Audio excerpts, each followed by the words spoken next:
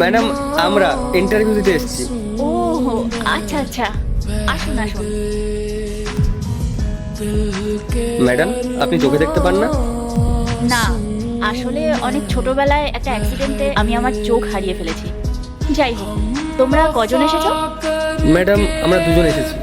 ওকে, তোমরা তোমাদের নামগুলো বলো। ম্যাডাম আমার নাম মনোজ রায়। ম্যাম আমার নাম পূজা মিত্র। আর তোমাদের কোয়ালিফিকেশন কি আছে? ম্যাম আমি এমবিএ করেছি। আমি এর আগেও একটা কোম্পানিতে জব করতাম। আমার 6 বছরের ওয়ার্কিং এক্সপিরিয়েন্স আছে। আর আমি যদি আপনার কোম্পানিতে জব করি তাহলে আপনার অনেক প্রফিট হবে। আপনার কোম্পানিকে অনেক দূর এগিয়ে নিয়ে যেতে পারবো। Very good. আর মনোজ, তোমার কোয়ালিফিকেশন? ম্যাডাম আমি তো সেরকম পড়াশোনা জানি না, ওই 9 অবধি পড়াশোনা করেছি। কিন্তু আপনি কোনো চিন্তা করবেন না, আপনি যা কাজ বলবেন আমি সব কাজ করে দেবো। ভাই তোমাকে একটা কথা বলি, এরকম গাইয়াদের মতো জামা কাপড় পরে এলে না কোনোদিন জব পাওয়া যায় না।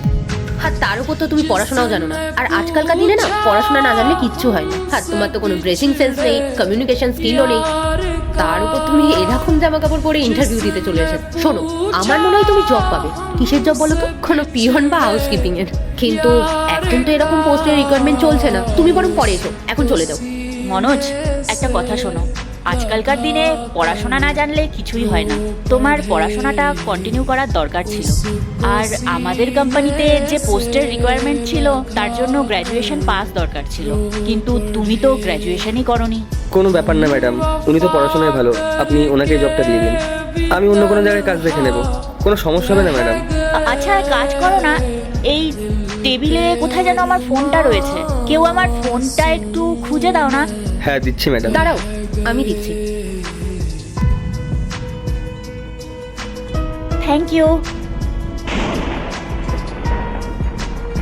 কি হয়েছে কি? আরে উনি কি দেখতে পাচ্ছেন না? তোমার যদি দরকার হয় আমাকে বলো, আমি তোমাকে দিচ্ছি। না না, আমি নেব না। তাহলে একদম চুপ থাকো, বেশি কথা বলবো না।